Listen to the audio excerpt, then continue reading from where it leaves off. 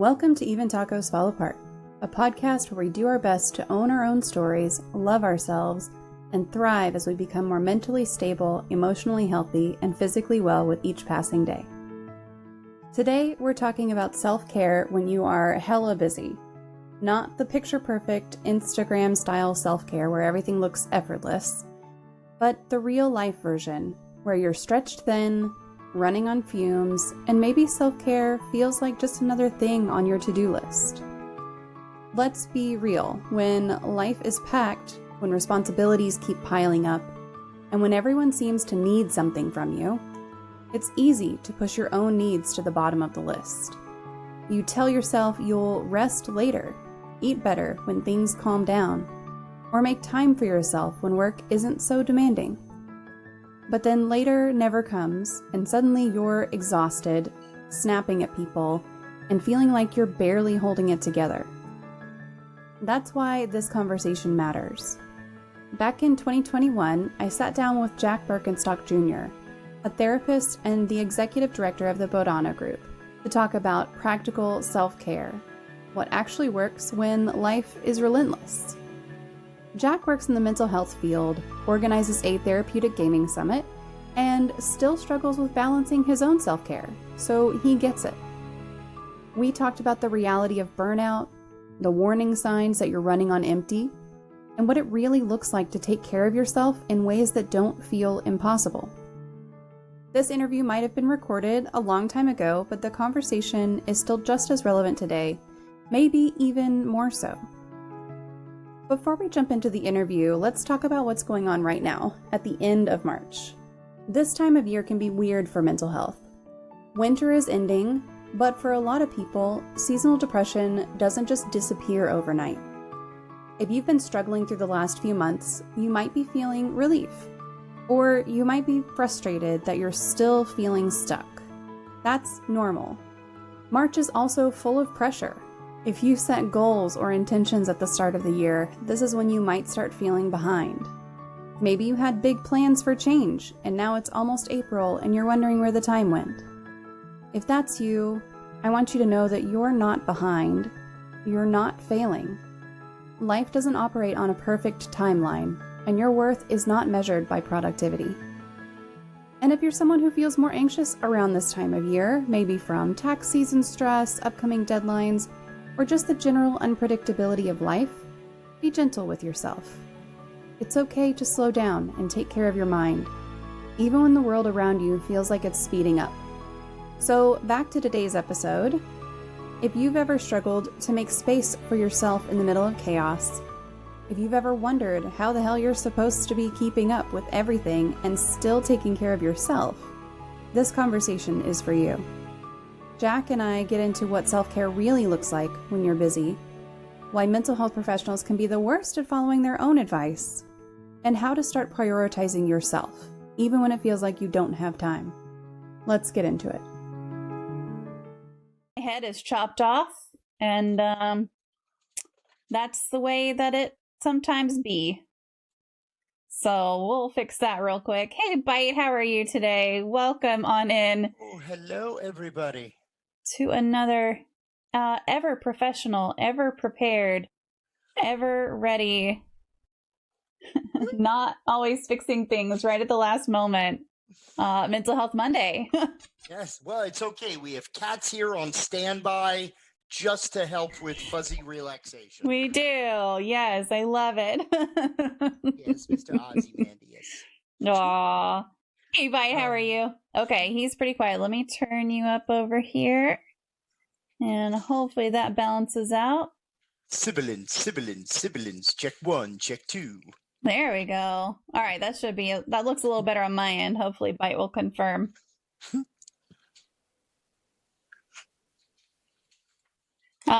Okay, well, welcome everyone to another Mental Health Monday. I'm super excited to have y'all here today. As always, we do have a question queue. So if you have a question for our guests, feel free to type !Q, type it into the chat, and that will get entered, and we will make sure that we get to it. We don't always get to it right away, but promise we will get to it if you put it into that queue. And then also, I am just thrilled to welcome a re-guest. We have Jack Berkenstock back with us again. For those of you who don't recall who Jack was, it's been year and a half. It's been Oh like my a year gosh, and a has it half, been I that think. I long think already? so. I think it's Where been that has all long. the time gone? Wait, dangerous question to answer right now. Right. Well, we missed a whole year. It's really only been like 6 months because that whole year just doesn't count. I would, yeah, 1000%. I will go with thy logic. I like it. So Jack Berkenstock is a master's level therapist who's worked in the human services field for 25 years. He received his master's in human services in 2008, has extensive history before that working as a direct support professional. He is the executive director and one of the founders of the Bodhana Group, a 501c3 organization that utilizes tabletop gaming for education, skill building, and therapy. And they're based in York, Pennsylvania. I always almost say New York, but it's not New York. It is York. He's also one of the organizers of TAGS, which I'm really excited to talk about tonight. And that's the upcoming Therapeutic and Applied Geek and Gaming Summit, along with Geek Therapy. So I'm really excited to have you, and thank you for joining us today.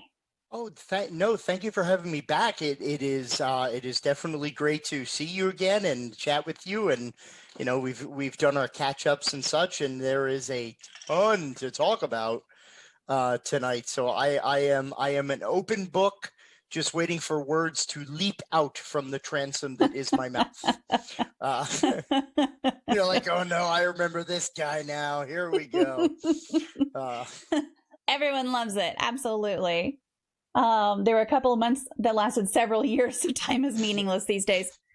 That's the truth. In the before time. Yeah. You know what? I like that. In the before times. Yep. That's really good. Cable companies mad that we are no longer buying cable packages and we're all streaming, are trying to get us on our internet speeds. Big business. Right. Yeah, I had to I canceled cable a long time ago, so it was never about like cable or anything, but I did have to increase my internet speed whenever I started working from home full time. That was one of the things that I was just like, no, if this is any sort of long-term thing, I have to have better internet than I have now. Do you know, I've been a cord cutter for like 14 years. My wife and I cut from cable. And one of the weird things about everybody working from home now that I don't see a lot of people asking this question is, are companies paying people stipends for the use of their home internet? Because like when I worked in mental health and I would be on call and I would have my cell phone like literally grafted to my hip, it was always like, well, here's $50, here's $70 a month for your phone bill. And I'm like, you're being a little sneaky. And they're like, well, you could use the office Wi-Fi block. And you're like, it's a brick would be better. So why are you just give me a couple bucks to help pay for my home internet and you'll get much more work accomplished? Just one of those questions. I don't think the hard-hitting journalism is asking the right questions. I haven't heard that question at all. And I know that my company isn't, but also like one of the things that a company might say is, well, do you have kids? And are your kids sucking up some of your bandwidth? And that's not our problem. Like from a purely capitalist bullshit perspective, that's what I could see someone definitely coming back and saying that. Ugh. No, I could see that as well. But we're not here to talk about internet sharing, and well, we might talk about working from home. That might come up. Right? Yeah. Combo. Yeah. No kidding. So, how did you first come to use games in a therapeutic setting, and kind of who or what inspired you to give that a go? Well, I would have to say that there are organizations who inspired. I think I told the last time that I was on, I told the whole founding of Bodhana story, where I talked a little bit about our history and such. I don't know how much detail because I think I was here for a totally slightly different topic. Yep. So when we started doing our original company, it was all about trying to work with folks with sexually problematic behaviors, people impacted by it. And actually, most of our inspiration to dive the company to this direction was after we started running our first ever Save Against Fear event. So Save Against Fear was our first little convention that we ran out of a local game store called 6 Feet Under Games. And when we ran it, we actually had the wonderful sponsorship of Onyx Path Publishing with our very good friend and now board member, Rich Thomas, who's the director of Onyx Path. And he was formerly creative director at White Wolf. And when he and I were talking like about our mission, he was like, it's really interesting, all the letters and the emails and, stuff that I've been getting from people playing all the Worlds of Darkness setting, how, people were working with their own trauma through playing in these horror settings, and but battling the monsters in the game led to them kind of conquering the monster inside, developing confidence and all these wonderful therapeutic benefits. And we kind of had this, wait a tick, yeah, hold on there for a second.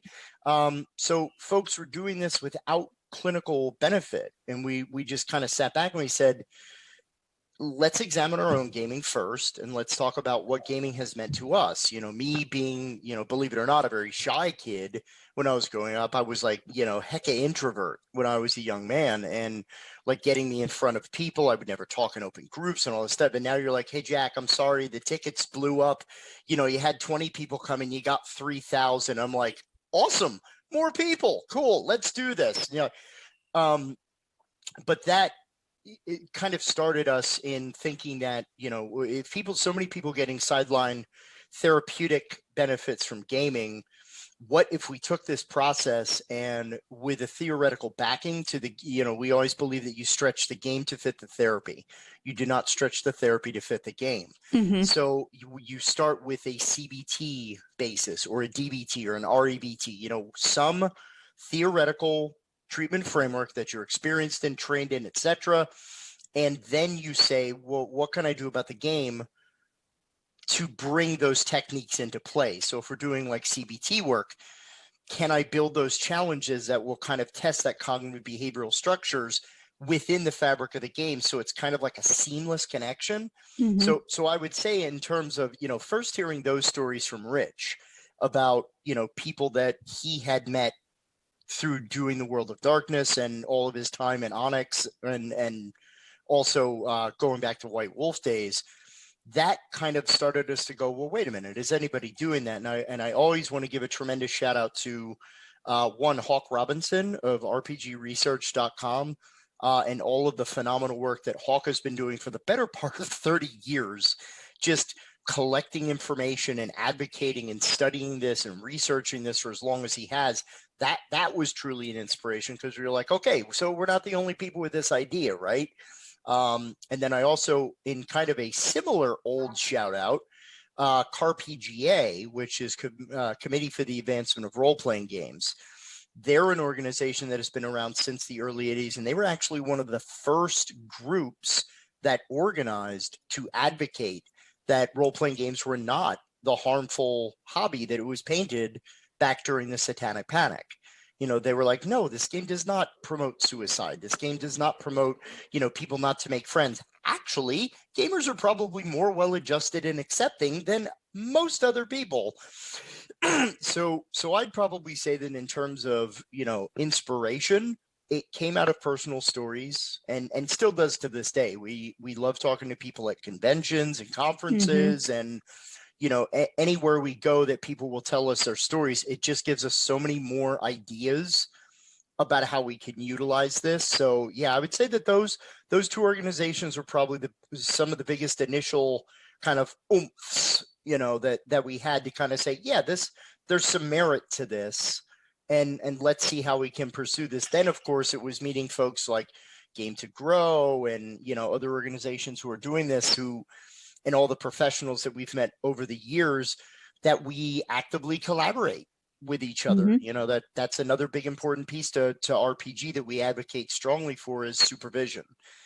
Any mental health practitioner, I don't care how good you are, I don't care how long you've been doing this, you got to check in with someone. You got to make sure. And I think especially with RPG and board game, because it's very easy to slide into, it's a funsies game territory. Right. That people get so caught up in having a great session that you're like, oh crap, I was supposed to do therapy for a minute there. I'm sorry. There was an awesome combat. You know what I'm saying? Yep. So yeah, that's what I would say as far as some of the basics about the inspiration. Yeah, I think that's great. I put all those links. So RPG, just want to make sure I got them on RPG research, CARPGA, Game to Grow, and I also put in Geek Therapy because I mentioned Geek Therapy earlier, but I didn't link them. So there's that link yes, too. Yes. And then I'll link Bodhana Group too. Obviously. Obviously. Did you guys do Save Against Fear last year? In 2020?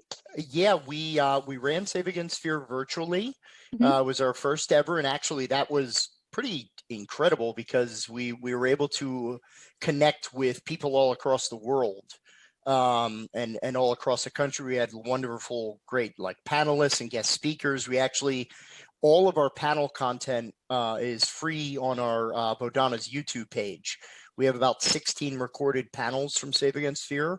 We're actually, even though some folks are like, oh, come on, it's only blah, blah, blah, we've actually made the decision as an organization that even where we are at with vaccinations and the rollout and such, we still thought that it was not safe to run a 500 person plus event this year in person. We have some unique ideas. I don't want to give too many sneak peeks away. We have some special plans to hopefully continue that reach, but there will be another Save Against Fear this year. I think at this point, because we wanted our 10th anniversary to fully be in person, so we had 9, then the COVID time, which was 9.5. We're actually stretching it out a little bit more, and this is going to be like a secret Harry Potter's. This will be 9 3/4. Exactly. So we'll have announcements probably closer to April about that, but that should be the second week of October is when we always run Save. So there are going to be tons of opportunities. We're trying to open up our Tiltify platform that I think we opened after you and I had spoken before, so people can fundraise for us by checking us out on Tiltify, the Bodhana Group, and they could set up their own teams to help fund groups and get materials into the hands of people that definitely will benefit by them. That's awesome. That's fantastic.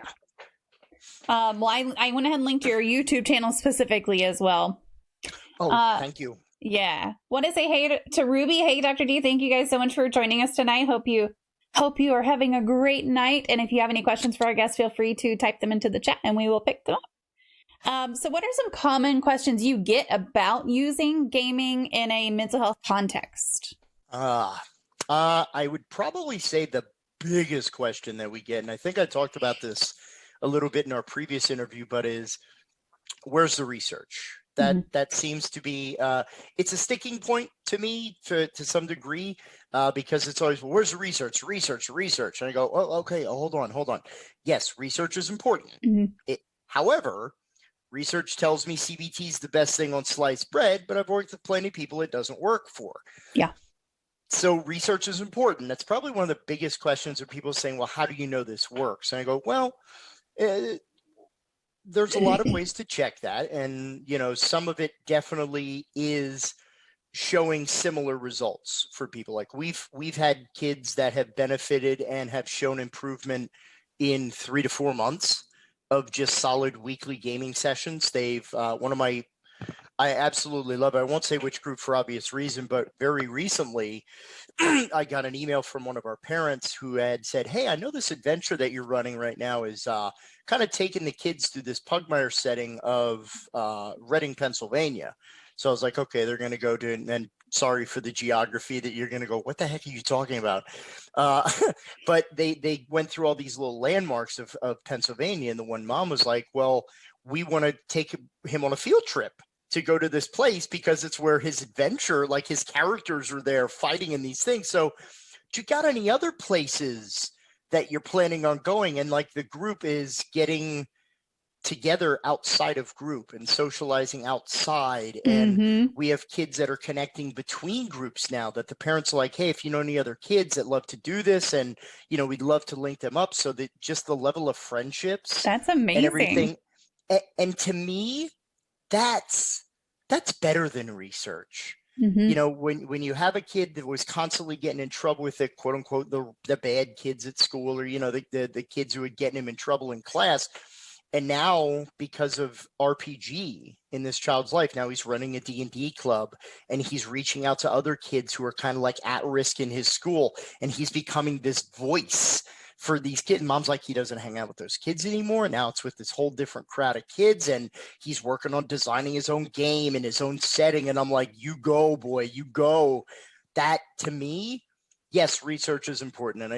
And we actually, I think at the time when we talked, I believe we had maybe just started our research project. I don't know if I talked about that at all. Yeah, so you had just started it, but not really anything else. Yeah, we finished our first research study. We're currently working on the first set of papers. It was a study utilizing kids on bikes as an RPG setting to measure the efficacy of role-playing games as a therapeutic intervention for adults with social anxiety. We have a lot of great findings, a lot of great indicators that, yes, there were increases in social skills, there were decreases in social anxiety. And actually for when we get to tags eventually, one of the presentations that I'm very excited about is one that we're presenting on some of the initial findings of our research. And we're currently then kind of after this round, we're looking at seeking other universities to expand this research, to maybe investigate with different groups. But yeah, I mean, we totally see the need for research because it's going to validate and show some indications of, I think the best thing is not necessarily that it works, because I think we know that it works, but I think the important part to this question of research, and also to some degree when people are like, well, how do you know this works? I see changes in the lives of people. I see people engaging with others more readily or more easily. I see kids breaking from routine. I see kids who are better able to be resilient. I mean, one of the things that we've done as a response to COVID is all of our groups automatically, we put an extra half an hour into our sessions, no charge. We were like, look, the world is in flames, and kids all of a sudden are remote learning, and we get kids in the political system is where it was, and so we were like, kids are going to need some time to talk in addition to just what we were giving them before. So we found, again, another point of growth, kids talking openly about what's going on in their lives and sharing and making those connections, especially in the midst of a pandemic in a divided world. So, I mean, again, that's probably one of the biggest questions that I won't say annoys me, because that's not fair. But when people are only concerned about, well, what does the data tell me? And I go, well, there's quantitative data, but there's also qualitative data. Because again, one of the problems with research with RPG, I feel, is we have very small sample sizes. People go, well, why can't you just run a game for like 16 people? Have you ever played a role-playing game? No. And well, I've run for 12. That's great, but not for a research study. Typical group 5 to 6. That's kind of where we cap, So that's a challenge. But no, I'd say overall the biggest question is, how am I just not paying money for you to play with my kid for 2 hours? So yeah, so we do a lot about education, and we actually have a Likert scale on our survey form that we send out to parents saying, where do you think your child falls within these areas that are the like 12 or 13 more common skill areas for development? And then we're using these quarterly. It's our own little attempt to kind of carve a little notch in the research tree. So that's probably one of the biggest questions. But once parents start to see their child's engagement, their child's excitement, those questions drop almost immediately. Yeah. Right. Yeah. Because wait, my kid wants to go to group. Yeah. Who knew? Right. All it took was a dice tray and, a couple of minis or, maps or Roll20 or what have you. So yeah, I'd say that those are probably my most common questions that I get about tabletop. And the other one is from therapists and other practitioners who are always like, where do you come, like, how do you create? And I go, well, what do you mean? Well, how do you create these stories? Well, we create stories. It's like when you GM, instead of following a plot line or a trope, that story of like, take Rudy, for example, it's the story of the underdog. You can have an underdog story in a D&D campaign that does great to help a kid who feels disenfranchised. So it's the same mechanic. It's just, we say, what's the goal? Can I find a way to mirror that goal within the fabric of the game's narrative without every 10 minutes stopping to over-therapize the kid on whatever point I'm trying to get across? Yeah. So, yeah, I'd probably say those are probably my most common questions that I encounter. And that's after like almost 6 years of doing this. So, yeah. Bite said, I know we've been struggling with how to get my kiddo some social interaction. Kudos to you for recognizing and filling the need. Yeah, absolutely. Well, and you know, my 14-year-old just immediately lost like all of their, not lost, but they didn't have any interaction anymore with any of their friends aside from, you know, a Zoom meeting or a Discord call or something, which is great. I mean, that's still good that that's in place, but I feel like my 7-year-old is going in person. My 14-year-old is still going remotely. And he gets a lot more interaction in first grade. Honestly, he's going because I couldn't work and do school with him at the same time. Honestly, that's the reason he went back. But you know, my 14-year-old, they're fully capable of doing their homework and making sure they're staying on top of school. And yeah, I check in with them, but it's not that big of a deal. But you know, my 7-year-old is getting all this interaction and talking about his friends and talking about this and talking about that.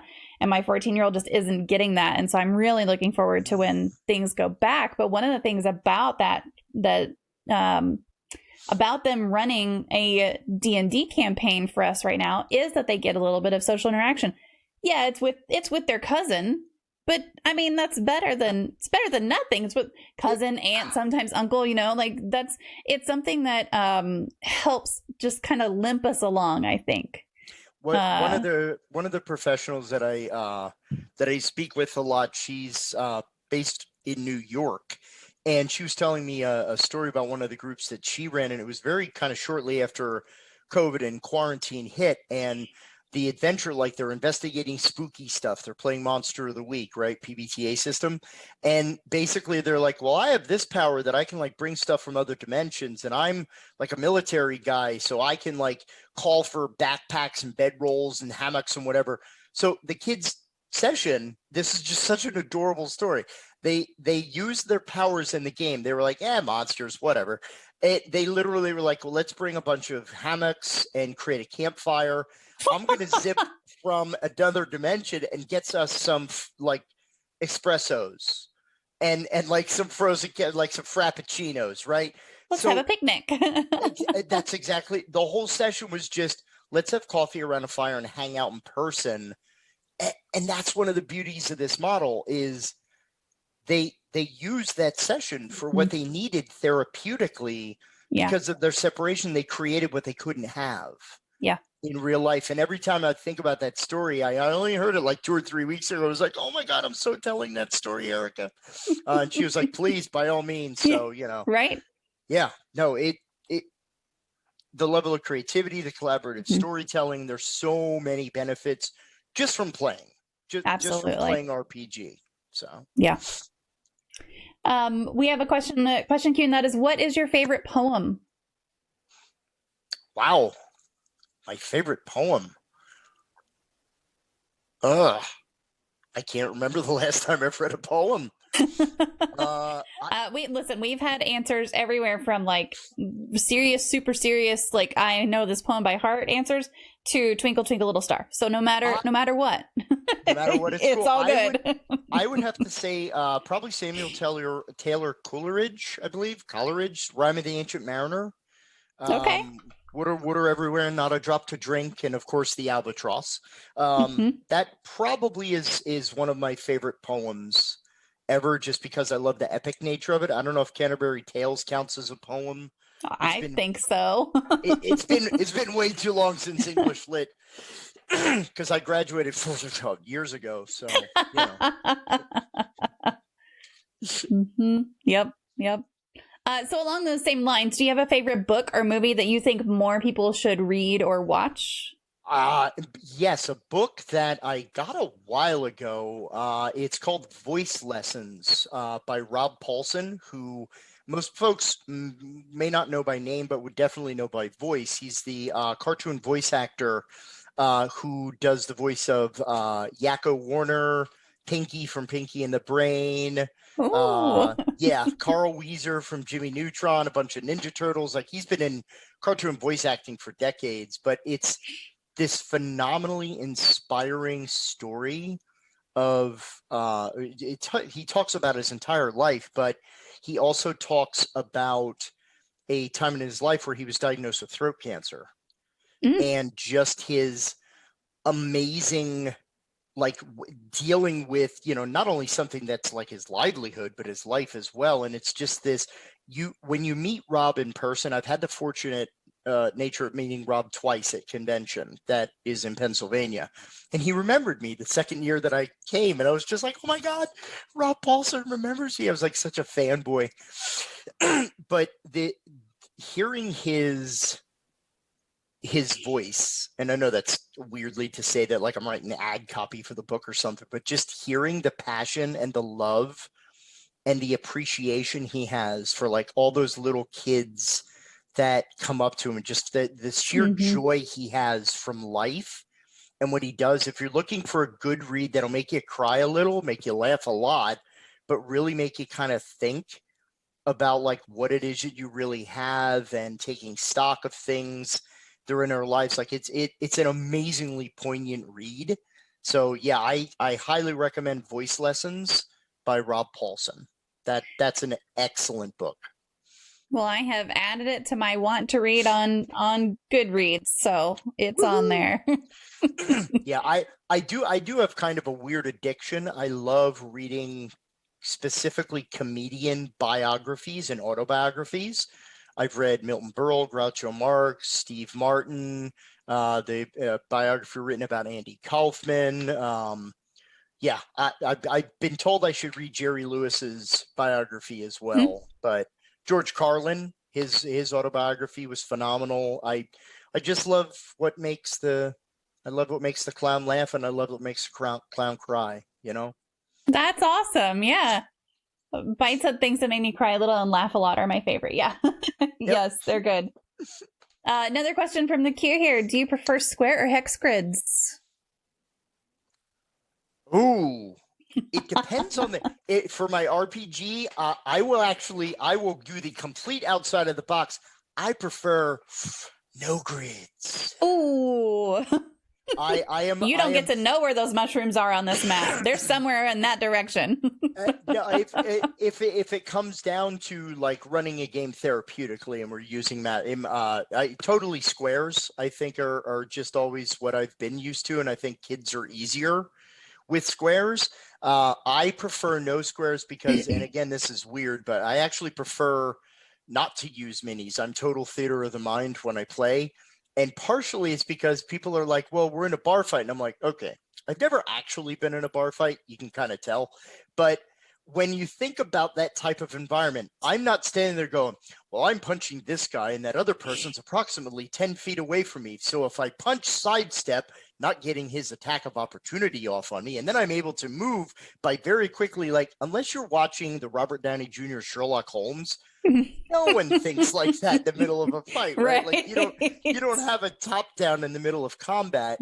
But I see the benefit for it. I mean, especially with kids who need that concrete kind of a thing. So I think psychologically, here I go.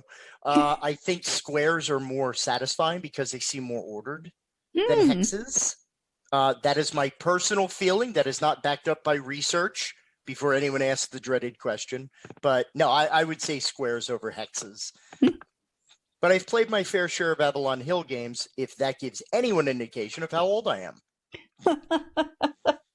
Oh, I wish I could do theater of the mind, but I can't hold the visual in my head. I definitely understand the draw. Yeah. So what is tags? Tag sounds like an adorable name for a cartoon show about puppies. No, I'm just kidding. No, tags is like wags. Like wags. Oh wait, okay, it was too close. Actually, Tag, the assassination game, was a movie in the 80s starring Anthony Michael Edwards, I believe it was. Yes, never mind. Right. So Tags is the Therapeutic and Applied Geek and Gaming Summit. It is a professional conference style event that will be running over the weekend of April 9th through the 11th. It will be run virtually all 3 days. It is a collaboration between the Bodhana Group and Geek Therapy with my wonderful event organizer partner, Josue Cardona.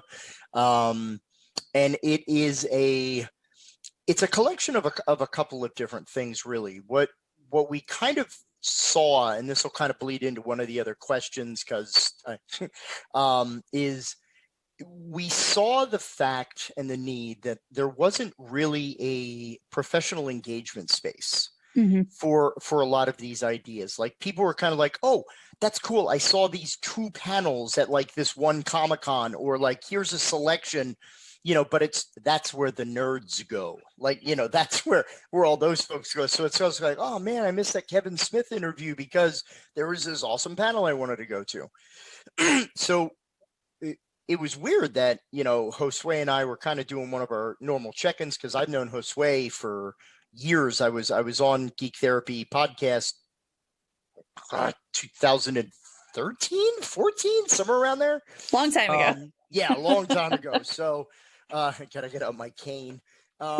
So yeah, we've known each other for a long time, and we have very similar ideas about, having a theoretical baseline behind all of that, what you do. I mean, and Josue, speaks better to this than I can, but, just this idea of, validating this approach and getting this space where people, because there's people that, even with all of the discussion about therapeutic use of things like video games, therapeutic use of role-playing, tabletop board games, and even the use of geek culture in therapy, there are still so many professional spheres that do not even entreat this conversation.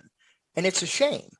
It's even more of a shame that you still have professionals arguing neuroplasticity and brain growth and development. Oh, your brain stops growing when you're 50. No, it doesn't.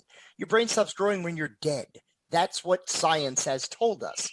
But still, I think that this pervasive feeling of, okay, you're just a nerd who didn't grow up, and all you want to do is to get paid to do the thing you like to do. No, it's not that. This is serious clinical work, and to kind of further that discussion and to provide an atmosphere and an environment where people with similar mindsets, people with similar practices, people with ideas, people with concepts even need a place to talk to each other. I said this kind of at the top of the hour, where it's very important to have supervision. One of the versions of supervision is, hey, I was thinking about doing such and such. What do you think about that as another professional? So TAGS originally was an idea to kind of get this professional development space, but also a networking space. So, it's kind of weird, like at this point, I know that there are tons of organizations doing it, but there are essentially like 3 major organizations as companies who are talking about therapeutic RPG on a large scale. It is the Bodhana Group, it is Game to Grow, it is RPG Research in terms of the clinical field.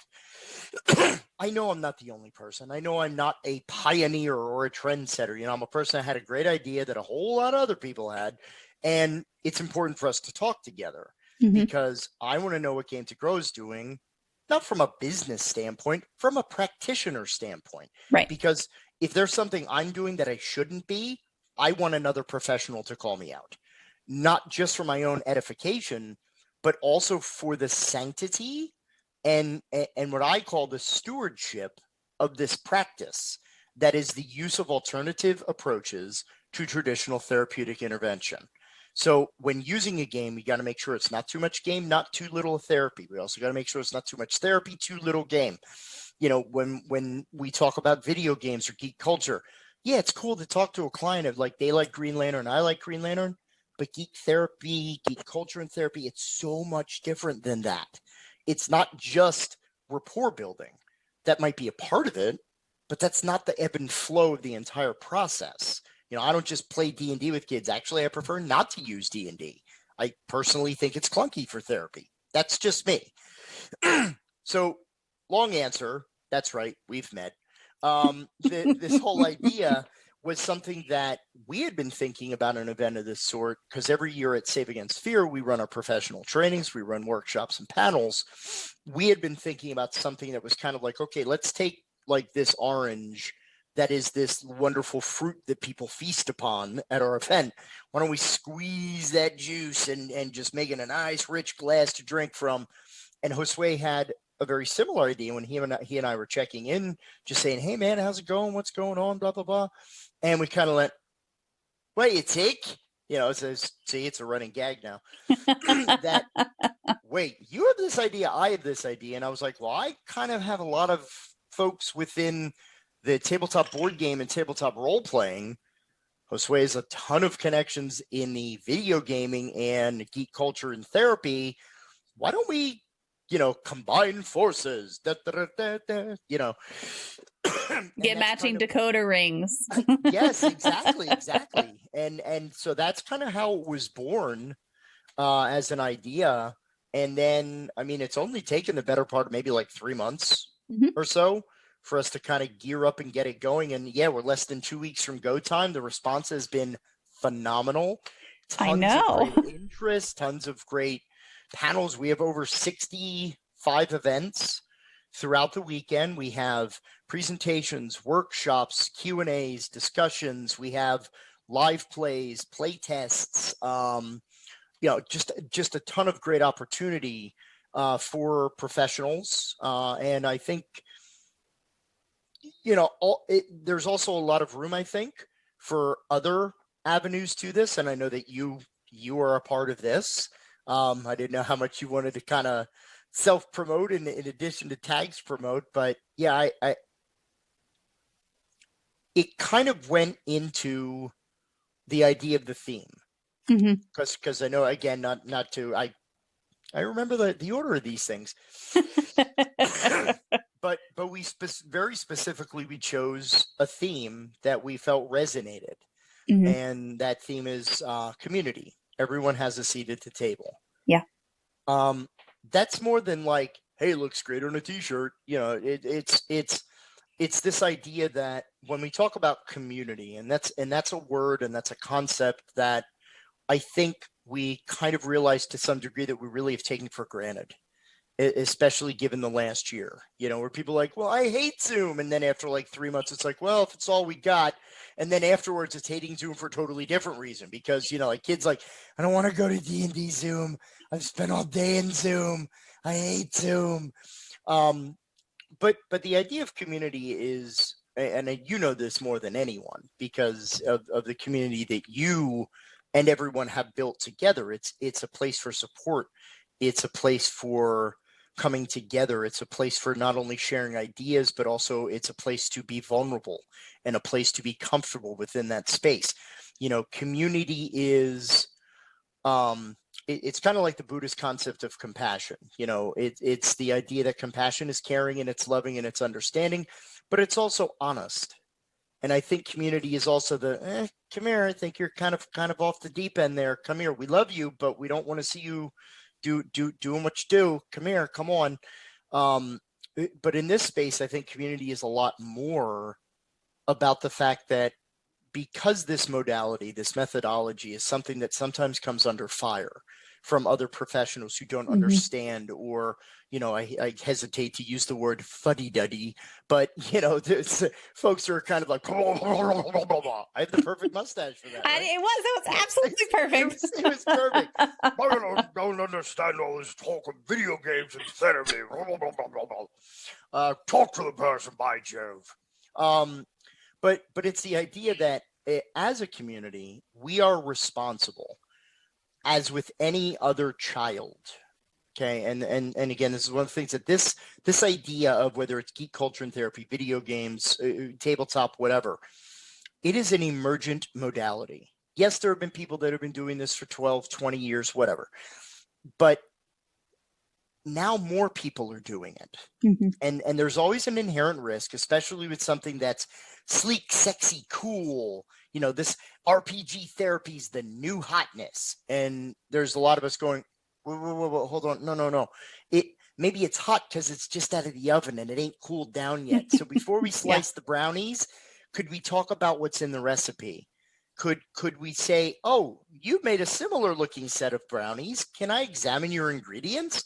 Not that I'm calling you out or anything, but a community needs to be responsible for what it's putting out there, but it also needs to shepherd and guard what is being put out there to make sure that there is integrity and to make sure that there is a seriousness and a clinical level of oversight.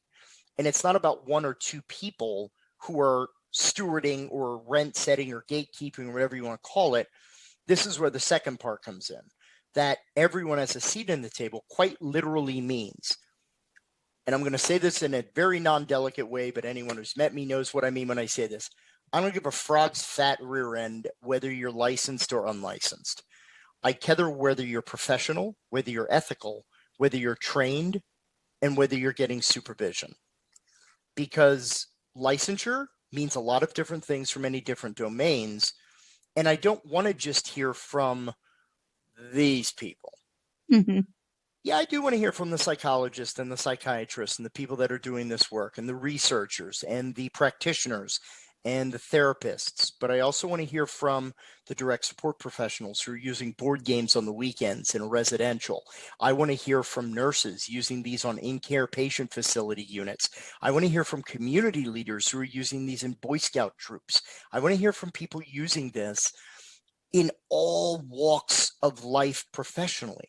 We want to hear from educators. We want to hear from professors. We want to hear from student teachers. We want to hear from students, because fresh ideas are what breathes life into this to help it float. People trying to weight it down with questions like, who owns it? Who's in charge of it? Who gets to say who does and who doesn't do it? Stop. In the immortal words of, Peter Venkman from Ghostbusters, we don't even know what we have yet. There are so many permutations to this. And it goes even further to, we have a lot of people talking about autism support using role-playing. We have people talking about addiction support. We have people talking about family systems therapy and using this with families. So it's so many different ways that this could be utilized that we want to hear. We don't want to hear from the same 8 people that present at every convention. Right. And I'm talking about myself included in that. Yes, I get plenty of mic time. So we want other professionals who are engaging in this to come. That's what community, everyone has a seat at the table. And that's even, we want to invite designers in on this, and also mental health advocates. And, folks who are benefiting from these services are voices that are also welcome, because, again, I part of my stint in the mental health and human services field is I worked for about 10 years with adults with disability.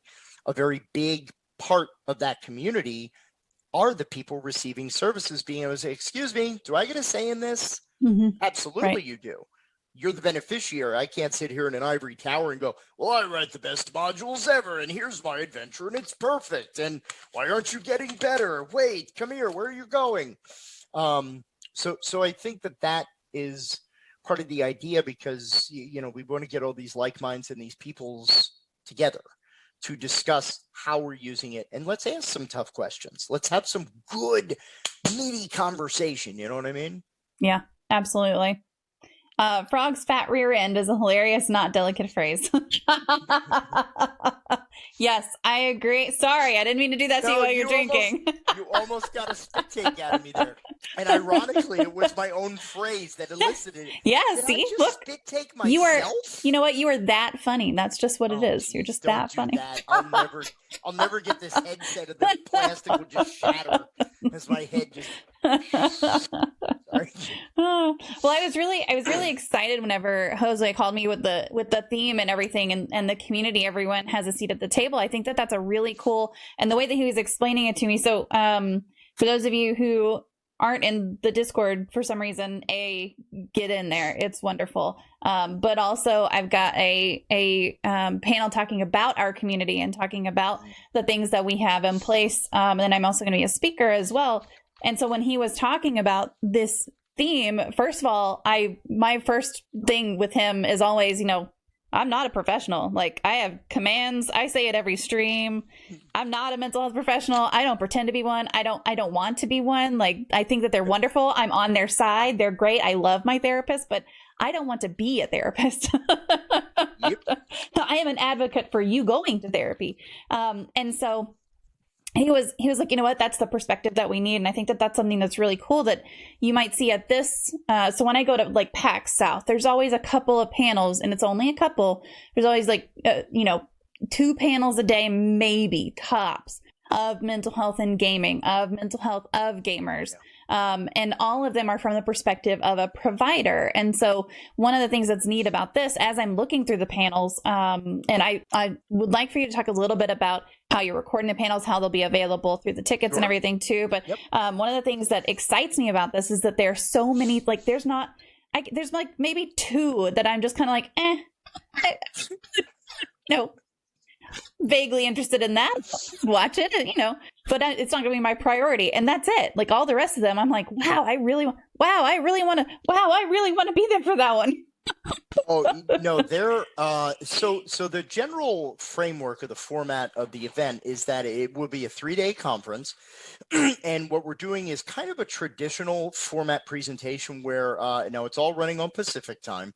So we're going to start our panels or panels presentations. Again, they take many forms. They're going to start about 9:30 in the morning. All of our panels, or most of our panels, are about 90 minutes in length, so they go between 60 to 90. All of the panels that we are available to have like Zoom rooms set up for them. If it's informational content, our goal is to record as much of the convention as possible, because the ticket options that folks have is we have just a standard attending. So I believe that's $50, where you just pay for your standard ticket and you just come, you attend what you can, you have a good time. Now, if you upgrade to $75, which is for attendee and a media pass, basically what we're going to be doing is taking all of that content that we've recorded, and it's going to go up on the event website, and it's going to remain there for a year. So if you're a professional that maybe can't attend, buy a media pass, and you'll still be able to, view a lot of what is there. You won't be able to kind of get that exposure of directing, asking the questions to the panelists and the presenters. But again, one of the big things about this event is it is sharing knowledge. It is sharing expertise. It is sharing experience in that sphere. So we wanted to make sure, because I've gone to so many different conferences and conventions over the years. 24 years in the field, right? And I always walk away going, man, that was cool. Okay, what are we doing now? Like, are we going to Isaac's for lunch? And then all of a sudden, panel's gone unless I go back and look at that presentation, right? But in this way, we want people to hear what everybody else is doing. So we wanted to make it that it wasn't just like, going to stop at the store real quick and then you go home with whatever you have in your bag. Like you can go back to this content and view it throughout the year. And folks can go there, kind of after the fact, like, oh, dang, I missed tags. I didn't hear about it until after the fact. And go bypass after the fact as well. That's totally fine. And no, you're right. We have a lot of content that's going to be, I'm just going to kind of go over a few of these here, if you don't mind. I'll just read off my list here. Yep. So we have Welcome to the Dark Side, exploring villains and their use in therapy. We have Leveling Up, introducing a wellness evaluation for mental health professionals. So again, a lot of variance as far as some of our topics here. We have Theoretical Orientation is Your Superpower. That's a panel not only with Josue, but also Janina Scarlett, who is a very big name in this field. We have Cowabunga, Finding Your Turtle Power. I saw that one. Awesome. Yeah, there are so many really cool panels. I hooked this crinkling of papers, and people are like, what a horrible guest. He just has his head down the whole time. What's this guy all about? Exploring grief and death in video games. Is that one? Is Link doing that one? Yes. Very good. Yes. I love them. So we had Link on to talk about death positivity and death planning. Oh my gosh, it's been a while. a while ago. Absolutely love them. That sounds right up their alley. Yeah, we also have I kind of skipped over some names here. So we have Steve Kuniak. We have some of my very good friends, Tim Grant and Brian Quinones from Gates in Jersey. They're talking about role playing for change. We have Kelly Dunlap, who's a very big researcher. You know of Kelly. She's doing video games as cultural competence is one of the panels that she's doing. Patrick O'Connor, who's been a wonderful forward person in the geek therapy and geek cultures therapy movement. He's joined us on here as well. Yep. He's doing a couple of panels this weekend. We also have some very interesting stuff. Some of our friends from Game to Grow are coming and doing some panels. One is called Dungeons and Dog Tags, which is all about exploring work with veterans. Oh, is that the Doctors Kilmer? Are they joining that one? Yeah, that is. So you guys will recognize some of these names and some of these faces whenever you go to this. It's great. We also, one of my favorite persons that I had the opportunity to interview them on one of our webinar series that we're now doing for Bodhana, Bo Yeager Sheldon, who is the originator of Script Change, consent mechanic tool. And they're going to be doing a special workshop on Build Your Leadership Character Sheet. So it's a way to kind of, enhance leadership qualities of a person. And then additionally, they and I are going to be doing a panel on creating safe space around the gaming table and how it's not just enough to go, oh yeah, you will use an X card. It's a safe table. It doesn't work like that. Right. It has to be weird for it not to be weird. That's just kind of one of the ways it goes, right? And I just want to make sure that I don't miss any of the others. And I'm probably missing a ton. Like I said, we have like over 60 panels. I know. It's a lot. I'm really glad y'all are recording some of these. So if you pick one over the other, you still can go and get the benefit of that other one too. Yep. No, absolutely. We have neurodiversity in the role of geekery. One of my other favorites, the Dr. Vanessa Hintz, I'm a Revolutionary, utilizing popular narratives to treat intergenerational trauma. Wow. So again, a lot of times when you go to a lot of these panels at different events, it's usually kind of a very surface level cursory kind of a thing, right? Where people are like, hey, look at how cool it is that I'm doing RPGs for therapy, right? No, we also have brain spotting using brain spotting to enhance parts of self for role play in 3D life. So what? You have science in your panels? What's going on here? Who dumped your science into my fun panels? Then we also have some unique offerings during the night. We have Bodhana Plays, where we're going to pretty much with crowd support create and run in moments a Monster of the Week game. It's just going to be kind of run off the cuff and part of the Bodhana model of we can very quickly inject a lot of things. So one of our board members and practitioners is going to be doing that as well. Then I'm trying to think of all that's there, and that's not even everything. We have a bunch of great keynotes that are happening in addition to yourself. We have we're going to be joined by Miklos and Starla Fitch of the Our Family Plays Games podcast. They are another one of our keynote speakers, and they are absolutely wonderful. And I'm trying to think. Oh, I also have a content creator panel for all of you comic book and cartoon folks out there. So we have Larry Hama, who is responsible. Mostly he is known for like G.I. Joe in the modern iteration. Buzz Dixon, who's been a content creator, created things like Thunder the Barbarian and helped like Transformers and such. Christine, oh my gosh, I drew a blank spot. I am so sorry. Christy Marks. There we go. Too many names in my head right now. That's okay. Yes, and Christy Marks, she is like responsible for like Gem and multiple different other kind of creations. So we have all of these content creators that have been creating all of these popular IPs and properties for like well over 30 years. And we're talking about the responsibility of content creators when they're sending out a message, whether it's talking about representation, whether it's talking about the message you are sending. It's kind of weird that following a lot of Larry's like Facebook stuff, people are like, man, Larry, when did you get so political? And he's like, hello, Cobra, G.I. Joe. When have I not been political? What's wrong with you people, right? But again, just opportunities for very unique presentations about this material. We really want to develop with tags something very unique and something that will create content that is different from what you might find, but also represents that wide array of professional experience. We have people talking about chess. We have people, Batman is my therapist is another title of a panel that's happening. We have one person who's talking about how to use tabletop gaming to assist with gender. And if, having people switch in, this person is a vocal coach who is also a speech and language pathologist.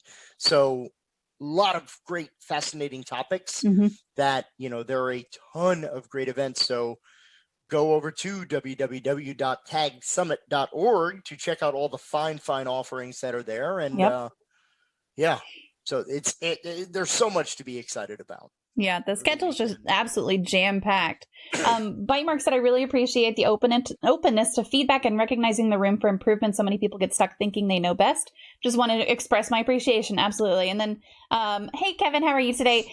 Laugh for Purpose says, do you all market this towards the geek culture only? I think it would be huge to market towards parents who are looking to build that bond with their kids. And I know that there are a couple of panels that are using role-playing games with family systems, using that to develop relationships between a kid and parents. But I'll let you speak to how this has been marketed so far. To this, I would say that to this point, it's not that anyone is excluded, but I think our focus with the first year of the event is kind of like a proof of concept in a way of looking at it, that a lot of this stuff has been professionals sharing ideas with other professionals, but that is definitely something Josue and I have already talked about, is what if we could get some, hey, parents, come and check out these things that are specifically workshops or events designed for you to understand how you can bring a lot of this stuff into your home. Yeah. That's definitely an area that we know has great potential for growth and great opportunity. It's something that has not slipped our transom, as it were. So well met. Yep. So with your inaugural theme being community and everyone has a seat at the table, are there any typical people who feel like they don't have a seat at the table when it comes to mental health and gaming? I would say a lot of folks that, and Josue and I talk about this a lot, the whole lifting someone up, where there are a lot of professionals that we know who are people doing great work. And because of, I don't know if bias is the word, but because of this prevalent ideology and belief system within mental health, that unless you're a licensed therapist, you're not a real therapist, which I take personal umbrage with that because I'm not licensed, but I think I'm a wonderful therapist. I've done great work. And I know a lot of people who may feel, well, I won't really have anything to contribute because I'm a bachelor's level professional or I'm a DSP. And I'm like, what are you talking about? Do you work with people? Yeah. Do you use games? Yeah. Have you had good results? Yeah. Well, then talk about it. Well, I don't think they'd want to hear from me because I do drug and alcohol. Why is that not useful? Well, I don't know. I mean, I'm not really doing clinical. I mean, it's, I'm helping these folks are, gaming together. So they're not, they're not using or abusing because they're hanging out in a game store when they don't have alcohol in the game store. I'm like, how is that not beautiful? Right. That's gorgeous. That's the story. Come on. Exactly. And the story must be told, right? Go tell it on the mountain how, hey, just something as simple as introducing gaming to someone could steer them away or develop a complete, one of the biggest things in efficacy above all about any trauma modality, one of the biggest single factors, and again, something that's pretty obvious to most folks who are listening, is community support systems. The biggest factor that reduces any type of recidivism are social relationships. We are social animals. As much as people like to pretend, I don't need nobody and I don't need nothing. No, you do. And we can fight that as much as we want. But again, one of those things that hopefully we've learned throughout the pandemic is how important connection is to other people. I think that we really, for the first time, could not escape that pang. So yes, I want to hear about how games are creating natural supports and how many friends do you have in your life that started at a game table, right? How many people do we know that met their significant other or found their true self around a set of dice or around a couple of games of Risk? Or even hell, Stratego, I'll throw that one on the pile, right? So Yeah, that is one of the things that I always say is kind of a shame that a lot, because of the culture, like people feeling, I never like when someone who is good doesn't feel they're good enough. Mm-hmm. I have to say that's kind of like, a little bit of behind the screen, if you want to know. Like, I don't like anyone being told they're not good enough, or if you only applied yourself or tried a little harder, you could be blah, blah, blah. And it's like, no, don't tell me I need to try harder. Tell me how to develop. Tell me how to get better. And part of it is giving people a chance. Mm-hmm. I've met a ton of professionals who are like, man, my first panel ever was at Save Against Fear. Awesome. Tell me when your second and third are, because I'll be there, or I'll promote the living hell out of you. Why? Because again, there's so, just as I'm a front runner, I'm a pioneer, whatever. I know that there are people that I've made time for who are now getting their licenses and they're getting their PhDs. And they're like, oh my God, I remember all this stuff that you did. Thank you for giving me that time. And I go, you know what? That was because when I started, someone else gave me time.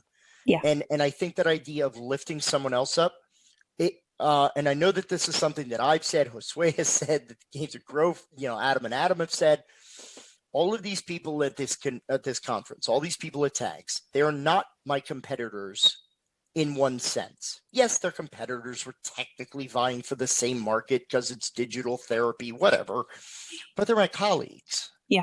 These are like professionals. We're all doing similar work. You can't tell me that someone who's an RPG head doesn't play video games or isn't into anime or superhero properties or whatever, right? So we have to talk and we have to share. And the only way that we get that is to develop people's confidence and to build people up by saying, oh, no, you got 90 minutes. You're good.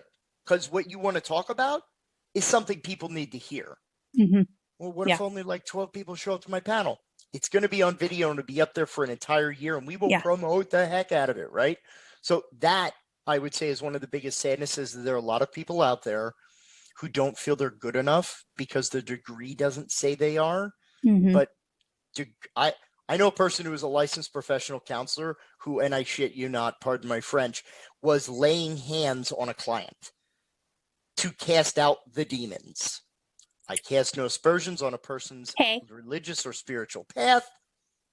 However, I haven't seen any research to validate that as an actual therapeutic practice. Right. So let's dial back the judgment a little bit about licenses and degrees and such. Let's talk about heart. Let's talk about, people who do this work with sincerity, integrity, and with a willingness to learn. Yeah. And share that to me, and I know to Josue and I, and that's part of the spirit going into TAGS. We have something to offer each other. So let's build up a healthy buffet. Yeah. I mean, just from a religious perspective, I think it's supposed to be the person who God is coming through them, who's doing the laying of the hands, if you're into that kind of thing. But the paladin isn't like, yo, Ranger, you got this for me? Like, that's not how it goes, right? I don't know. Right. I can't buy a pass to do Reiki for 2 hours. No. That's not how that works. At least I'm pretty sure that's not how it works. I mean, maybe it is. Who knows? Who really knows? Not anyone who's living, I guess. So if you had to estimate, how much time would you say that everyone collectively has put into making this happen? I don't know if I can estimate that. I would say in all good faith, a lot with any kind of event. I mean, at this point, I think I've run or co-organized a total of about 16 events since we started Bodhana, and this is going to be number 17. Because we've run countless Save Against Fears. We also used to have an event called Meeples and Peoples Against Abuse, which was a board game version of Save until we conjoined them. Plus, we've helped and assisted with other events. So I'd say at least 20 hours a week has gone into this. On top of like normal jobs and all that. Yeah, well, I run Bodhana. I also privately contract doing risk assessments for adults with disability with sexually problematic. I also do, a host of other trainings and things. So yeah, in addition, but Yeah, there's also, I mean, there's a bunch of folks who are volunteering their time as well to help with like data entry and, you know, trying to get back to people who are doing presentations. So there's a ton of work going on. I can't, because one of the questions you asked was like, how many people are helping out with this? I honestly, and I know Josue feels the same way on this, I'm more than certain, is to me and to us, every person who is presenting is assisting. It's not just that behind the scenes, because really it's you set it up, then you kind of throw the lever, right? Right. There's this whole thing in doing cons where it's pretty much, well, there's only so much we can do now. Like it's opening time, I guess. Whatever happens, happens, and it's not really that laissez-faire, but there is a truth to the fact that you can only prepare so much. Yeah. Something's going to go wrong. A Sure. panel's not going to get recorded, or a mic isn't going to work, or someone's internet's going to kill, or that'll be mine. Whatever could go wrong, technically, it'll be in mine. Don't worry, I got you covered. Can we call it Zoo Murphy's Law? We can kind of combine those two. Yes, just combine them all into mine. I am 100% used to it. It is okay. No, but there are a wealth of folks who have been helping and assisting with behind the scenes work as well as frontline, like promoting everything. So, I mean, there's a huge thank you to everyone that's been a part of this. It's been phenomenal. The level of response, clearly, this was a hole that needed to be filled. And, no, and absolutely. I'm glad to be one of the persons holding the shovel. Yeah. You know, that's and again, this is, I think, better than what Josue and I dreamed at the beginning, especially for the short time that we were kind of like, oh yeah, well, this is the day we're kind of shooting for. Yeah, we could do that. and here we are, you know, with a tremendous attendance for the first year, and we're already looking forward at, okay, how can we do this better next time? And it's always a good sign when before the event actually runs, you're talking about next time. Yeah, absolutely. Yep. Mama's the designated technical glitch magnet. That is the truth. That's the truth. I'll just suck it all to me, and then it'll be fine for everyone else. Can you not wear watches either? And I'm being totally serious with that question. So I can wear watches, but they don't work. Like I have watches, but unless they're like a ticky watch, you know, with an actual tick tick tick, it just doesn't, like, I don't have one that's lasted more than 6 months. Every watch, and so I don't wear them. Yep, mine usually get broken because I'm too frenetic when I move. But it's always like, what? How did it? I don't even remember smashing anything. Yeah. Why doesn't this? Yeah. So okay. Yes, I always have. I always have something that goes wrong. So that's just how it goes. It's okay, and it's always things that people are like, okay, you're explaining the problem fine. We understand what's happening. We don't know how or why it's happening or how to fix it. Sorry. Yeah. Sorry. Good luck with that. Good luck with that. Yes. Dang. What? Oh, okay. Yeah. My watches all stop too. See, bite your it's you know what? It is how it is for some people. We're in good company. It's true. Yeah, absolutely. Actually, you go ahead. I'm sorry. Oh no, I was just gonna say, does self-care become more important when you're working on something big? Oh, absolutely. I mean, because one of the things that, again, a lot of folks, until you run a convention, even like going to multiple conventions, you never realize the types of problems that can come up. How you're like, oh, whoa, never thought of that. Like, you know, and it's like, because that one person will ask you a question that makes you go, oh, damn, we didn't, hold on, wait. Let me figure that out real quick. Yeah, right.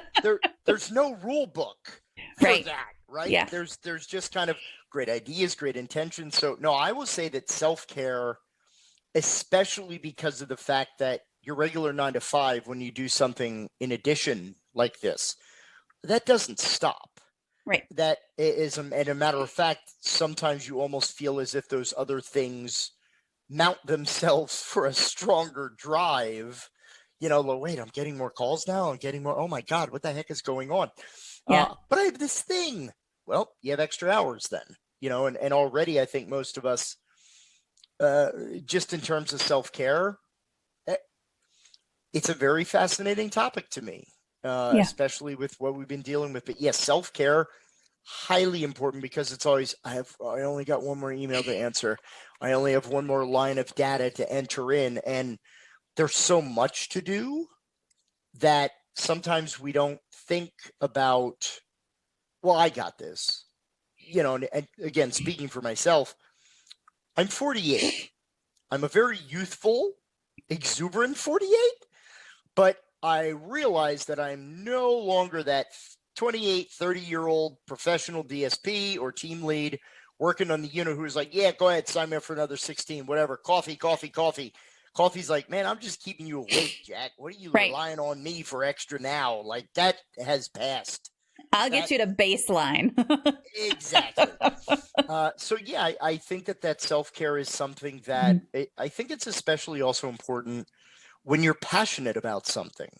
People always feel like there's always going to be enough. I mean, yeah, Cap, I get it. There's, I could do this all day. No, you can't. That's a movie line. That's not necessarily reality, because eventually, come hell or high water, your body's going to tell you to stop, whether you want it to or not. So I would say that definitely self-care, and Josue and I already have like kind of a little thing. He's like, you're at that point, aren't you? And I'm like, I'm at that point. Thank you for recognizing that. And he goes, I've seen you at this point. It ain't pretty. And I go, you're right. It's damn ugly.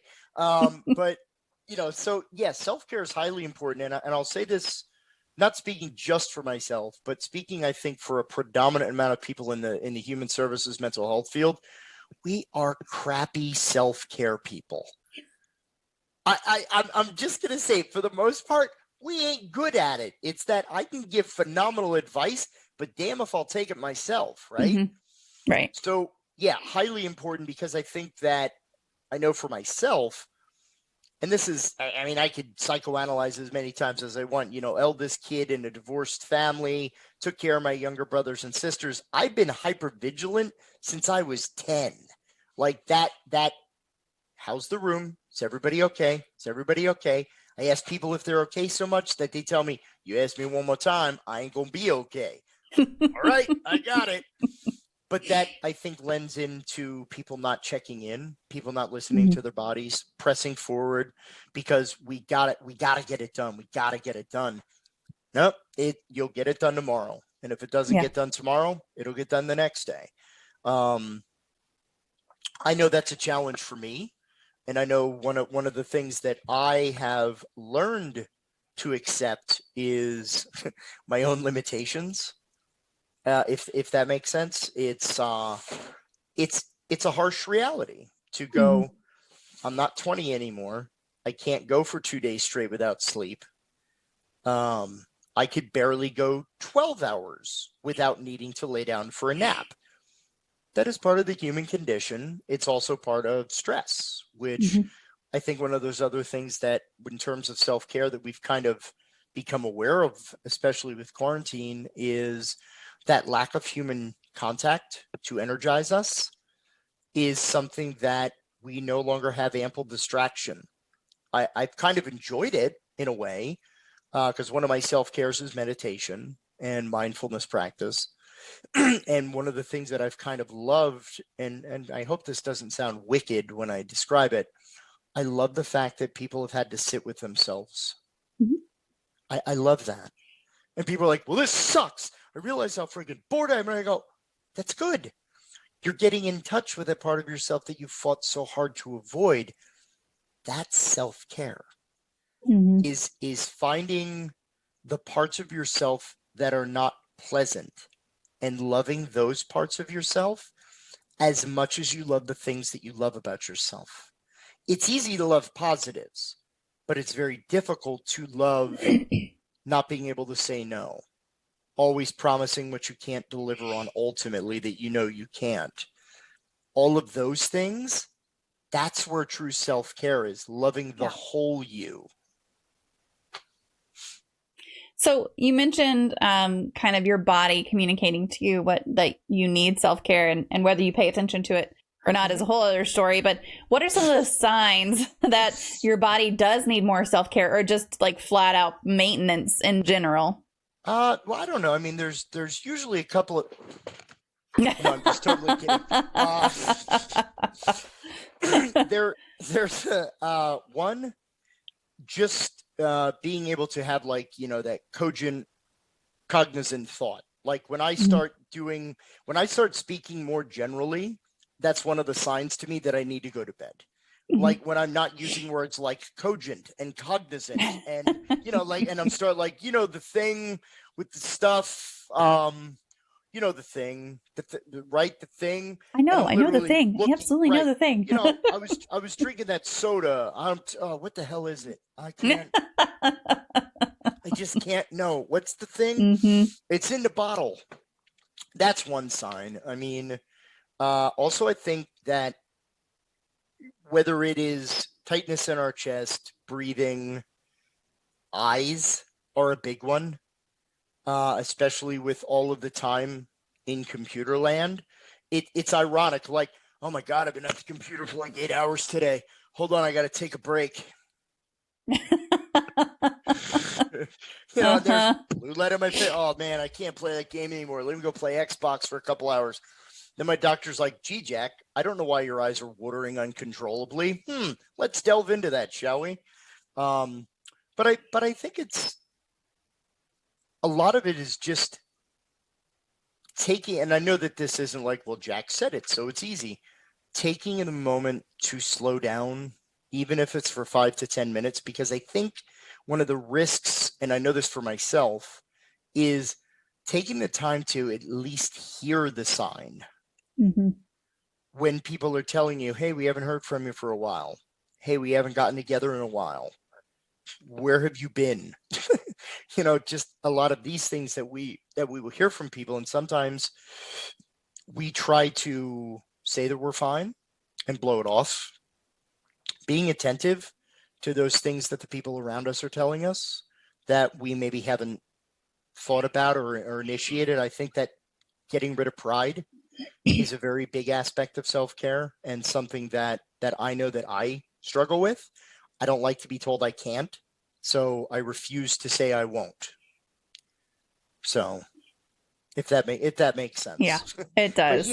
Yeah, it's anything from how you're talking to how you're feeling, whether you're sitting or slumping, the last time that you've gotten up and walked around, the last time you've had sun. Yeah. Yeah. So I think things like that are important things to keep. It's actually a practice in Noggle, Central South American shamanism, as well as it's also kind of a Buddhist practice of, I call it self-stalking. There's actually a mindfulness bell app that you can get for your phone, and you could set it to ring just randomly. And it's in your pocket, and you can set it to vibrate, and you could say like, hey, every 23 minutes, I want this bell to go off. So you set some kind of random alarm, and when it goes off, you literally just stop and examine your thought. Am I feeling tight? Am I feeling hot? Am I feeling cold? Am I feeling hungry? Am I feeling sluggish? What thoughts are going through my head? If you do that enough times, you'll see the dialogue. And there is definitely, like, you have a series Bible. Like, you have, just like Star Trek, there were certain rules that were always prevalent. Kirk always does this. Spock always does that.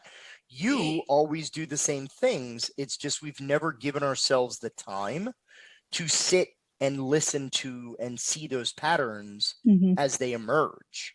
So the act of self-stalking is really a helpful practice in mindfulness, because you're able to identify the most frequent and ever-present dialogues that you're having within your own head. And you'll even find, as you then go and analyze deeper, which is why I said earlier, I love that people are sitting with their uncomfortable. Discomfort breeds change. Because the only thing, one of my favorite phrases, I don't know where the heck I got it from, I think it's Buddhist, but the only thing that never changes is that everything always changes. So we need to respect change because it is a part of what we live. So, yeah. I like the term self-stalking. I think that's really descriptive and neat. You're kind of watching yourself from the shadows, kind of examining what you do and what you're thinking. And a lot of times, again, I think the key has been that we haven't yeah, we have video games, we have cell phones, all that kind of stuff, but not being able to leave the house really pulls a lot of distractions out of your, out of your ammo. I don't know what the heck that thing is called. I'm probably getting tired, right? Yeah, the bandolier, that's what it's called. But yeah, that idea of we can't run as much as we used to be able to. Because now, oh my God, my wife, my kids, everybody's just all this noise, blah, blah, blah, blah, blah. What's that telling you? Now, it might be my kids are getting on my nerves, which is totally fine. That happens, right?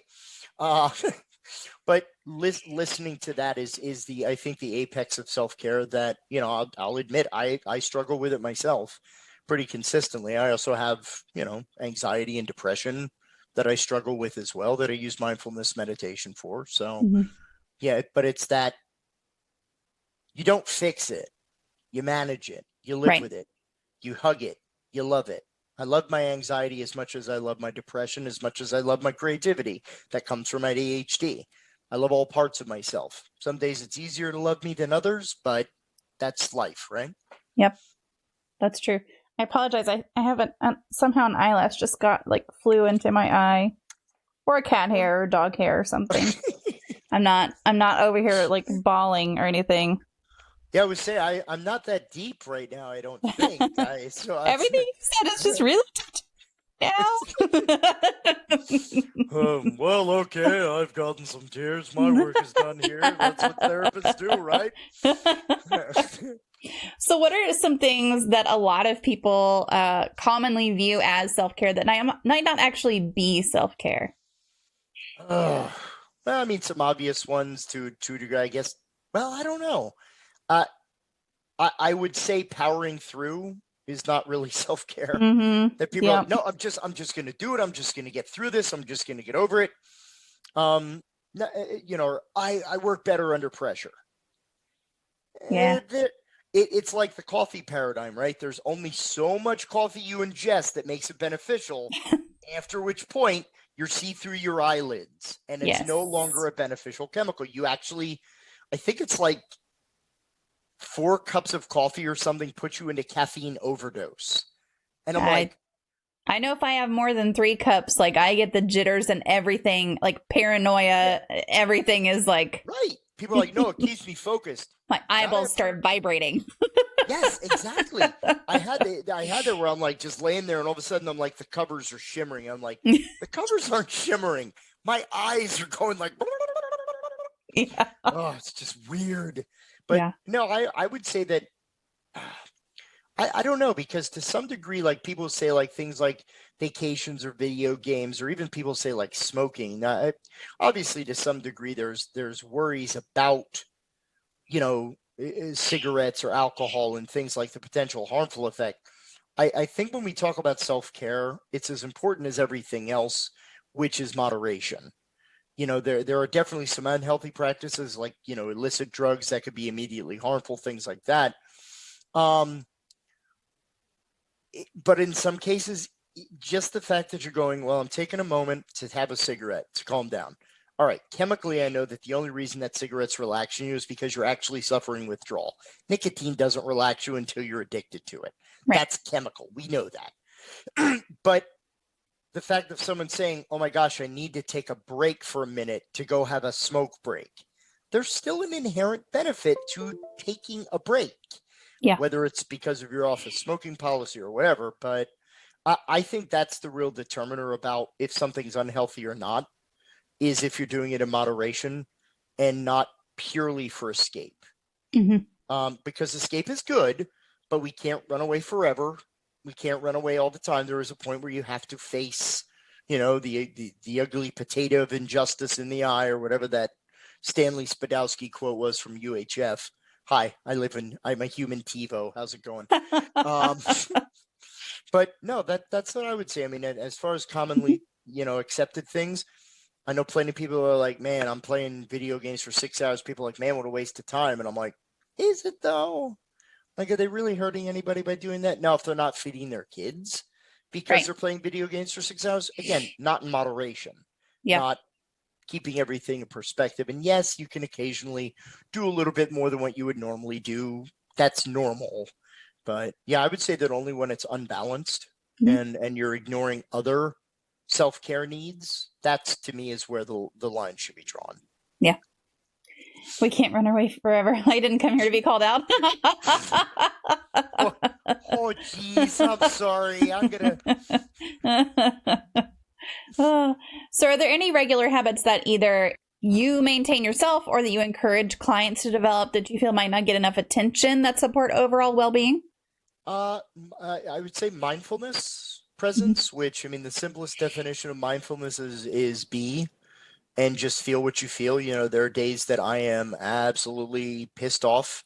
You know, I love that people are asking the Dalai Lama years ago in interviews, so you don't get mad. And he's like, what are you talking about? I get mad all the time. Of course I get mad. I don't stay mad or I don't act out of anger, but I feel what I feel because it's there. It's there for a reason. So that honesty of, yeah, if I'm pissed off, I'm pissed off.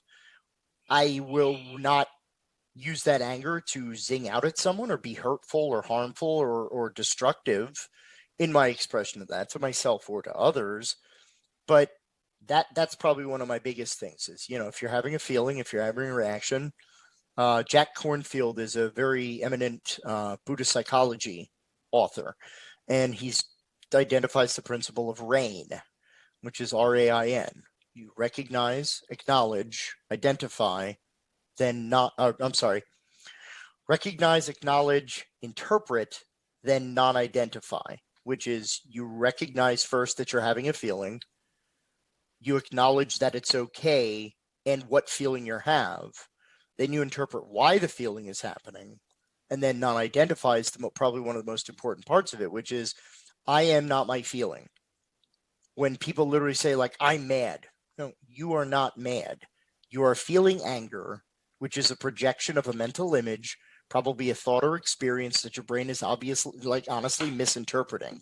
So it may be something that happened in third grade, and that person reminds you of someone doing something to you right now. So you're feeling that same feeling that's very visceral and very real, but on the other hand, it's not real because it's a projection of something that you didn't take care of years ago. And that's part of that self-care honesty practice of if you're having a feeling and it's going back to something way back when, you probably haven't unpacked it the way that you thought you did. And that's not an admonishment of people, or it's not a judgment thing. I do it all the friggin' time where it's just, oh crap, that's because of this and the way that this happened and this. Okay, so I need to work on that. And that's okay, because recognizing the need to work on it is as important as anything, because people will try mindfulness and they'll go, well, I can't meditate. I can't focus on a candle. I can't focus.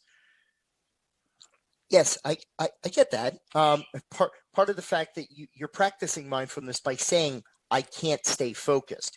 You're realizing what Buddhist scholars and Buddhist monks called monkey mind. Your mind is,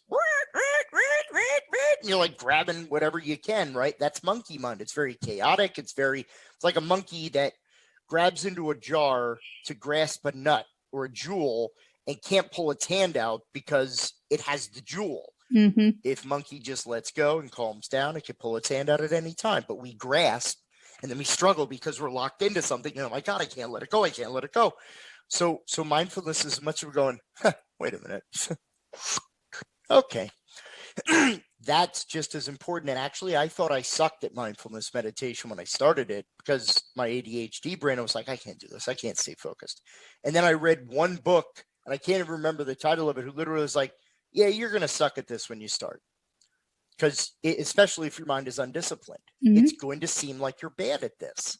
Yeah. But you're actually recognizing how undisciplined your mind is. That's part of mindfulness. You're awaking to the present moment being chaotic. Oh, and then when you go back to the breath, you're practicing resetting the clock. You know, there's so many benefits. Actually, the Mind and Life Institute, they did several studies on mindfulness meditation. You actually can show physical brain map changes within 6 to 8 weeks of practicing solid mindfulness meditation. Wow. Because it reroutes neurochemical activity in the brain, like our dopamine centers and, norepinephrine, all these things that happen, like, when we have amygdala fear responses and all that stuff, like you can train your brain to slow down to realize, oh my God, that's a bad choice I was about to make. But it takes time and practice. Yeah. So Right. mindfulness is probably the biggest thing that I advocate for clients, and just taking a moment, take a mo, have a breath, calm down. Yeah. You don't have to fix it right now. It'll still be there, obviously. Otherwise, it wouldn't still be there now. But, you'll get to it when you get to it. Mm-hmm. So. Yeah. If you weren't doing what you do now, or if you had chosen a different path, what would you be doing instead? I would be a 1920s suitcase novelty joke gag salesperson. No, that was the first thing my ADHD brain came up with. I'm sorry. Okay, but you would be a great one of those also. Hey, would you like what a set fun, of walking, what a teeth, fun thing. here's a bang cap for your cigar, see? You give it to your buddy Sal, and you light it up, and boom, it explodes in his face. That's horrible. No, sincerely, I would be an author. I'd be a fiction writer. That's kind of what I wanted to do before I discovered the mental health field, and now I think I found a good way to marry those two. Yeah. I did corporate. I did sales for years. I'd say author. If I wouldn't be doing this directly, I'd probably purely be writing fiction. Mm-hmm. That's really neat. So we have another question in queue. Do you have a suggested resource, book, etc., for someone wanting to start mindfulness practices? It's a good question. Yes. No, that's an excellent question. Well, one of the books that I recommended last time, because I always seem to have it handy when I'm doing chats or interviews. One a good place to start, I would say, is this book called The Misleading Mind from Karuna Keaton. And it's an examination of how our mind can get trapped into different levels of just thinking. I won't say incorrectly, but thinking in a weird way about the way that the world works and the way the world operates, because our brain's been trained in a way that we're not always cognizant of. I would also recommend anything by Pema Chodron, who writes a lot about mindfulness meditation and reclaiming of the self. Thich Nhat Hanh, which I think I can actually type that into our chat, because sometimes his name is a bit tough to express. But Thich Nhat Hanh is a Vietnamese Buddhist monk who has he's written so many volumes about mental health or mindfulness, about how to understand mindfulness. And he writes very beautifully and very poetically, is one of the things that really, really love about Master Tay, because it just, his words are beautiful, and he's been an activist, since the, Vietnam era and before. So I would say that anything from Thich Nhat Hanh, Pema Chodron, and if you want to look at other ways, are Jack Kornfield, which is Kornfield with a K. He's also a great author who writes from a mental health perspective. Mm-hmm. He has this one great book that I might have talked about it before. It's called After the Ecstasy, The Laundry. And it's a fascinating book, which isn't just the Buddhist tradition, but he talks about how people have these great religious epiphanies and these I went to this monastic retreat for like a weekend and I found out so much about myself and I just grew so much as a person. And then you drive home from the mountain retreat and you're like flipping people off in the freeway and because hold on, you had this great moment. What happened from the monastery to the giant in your local neighborhood? And part of it is realizing these truths that we carry with us, and part of it is mindfulness, to realize what it is that we're doing, how it's impacting us, what our proper choice is. And so I would say that those are some great authors to Mm-hmm. seek as far as for mindfulness. They're the ones who have been some of my faves. Yeah, those are great suggestions. So this is new from the last time that we were here together, but I now have a magic wand. I don't think I had the magic wand before. You've got your magic wand as well. Battle? We're gonna have a wizard battle. So I'm actually just gonna pass you my powers, and then you get to use my powers to wave your magic wand and eliminate one common opinion, misconception, theory surrounding mental illness, disabilities, or talking about mental health. What are you going to eliminate today? And I will just pass you my powers through the magic of the internet there. So. All right. I would say that my magic Disney wish to get rid of one misconception, and I hope that I'm not the first person to say it. I hate, absolutely, and yes, I will use that word hate in absolute sincerity. I hate Hollywood's message that mental health can be fixed with a phrase. Mm-hmm. I hate the idea that, yeah, you know what? It was an emotionally moving scene in, Good Will Hunting, when he's like telling Sean it's not his fault. I'm sorry, as much as I love that scene and Robin Williams, everything, you don't fix trauma in 5 seconds. And it's not the person go, oh, well, if I just would have thought about it that way. Like, right. Mental health is a series of situations, a series of antecedents, responses, crafted, honed response. It's like that family recipe that takes years and years to get right. It takes just as long to get wrong, which means correcting it takes even more time to quote unquote get right. And it really does bother me, because I think people's impression of mental health going into it has been so harshly bombarded by this idea of, well, fix me, doctor. Say the thing that I need to hear to get better. And it's like, there's nothing I could say to you during this meeting that's going to fix you, because you're going to tell me what you think I want to hear. And it really doesn't matter what you say to me in this hour.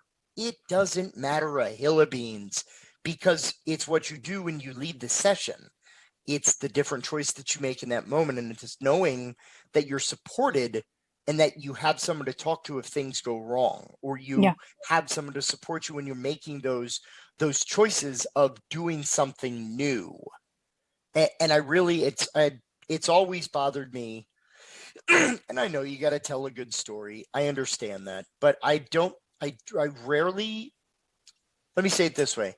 One of the only true depictions of mental health and response to mental health in general that I've ever seen, or that I can remember off the top of my head, is in Scrubs, where, I love Scrubs. Dr. Cox's response to the death of Jordan's brother, played by Brendan Fraser, was his burnout was the most realistic depiction, because he went through all the kind of classic things, and it wasn't any, oh, you just need to get back out there, buddy. He's like, yeah, you just keep telling yourself that, sport. Like, he was very like, yeah, I'm kind of messed up right now, and I just need to wait until I'm not messed up. Right. Or work on being less messed up every day. And you know what? I could be fine today, and then 3 months from now, I'm not okay that day. Mm-hmm. That doesn't mean I've relapsed. It doesn't mean that I've taken a turn for the worse. It maybe means that my mental health got the best of me that day. Maybe I was too tired or too overworked, or a myriad of reasons. Mental health is not a plug that goes in and out of the wall. It's a process. So yes, now that I've taken 20 minutes to answer a 2-minute question. No, it's good. It's good. It's my leitmotif. Did you hear the venomous passion in that answer? Yeah, no, that's a good one to eliminate for sure. And it's not, you're not, once you graduate, once you get your qualifications, you get your own practice. No one hands you a sheet that says, say these, go through this list until one of them fixes them. Like, here's your list. Just say these things. Like, that's not a thing. You are not the sum total of your parents' inheritance. Right. Yes. Did that do it? No? Okay. Let's go to the next one. Okay. You are a light to the universe, and you have a lot to offer. Oh, I'm cured. Oh, thank God. It only took 3 pages. There we go. Yes. Yeah. We're writing some brilliant sketch comedy right now, Mama. I'll tell you that. That's what's happening here. So we have another community question, and that is, what is your day-to-day experience like as a therapist, and what was your experience like when you were in school? Wow, my day-to-day experience as a therapist.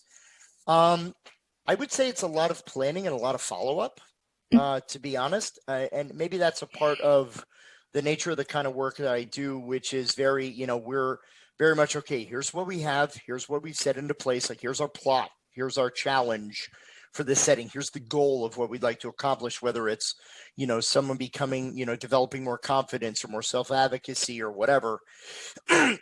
That is the pre.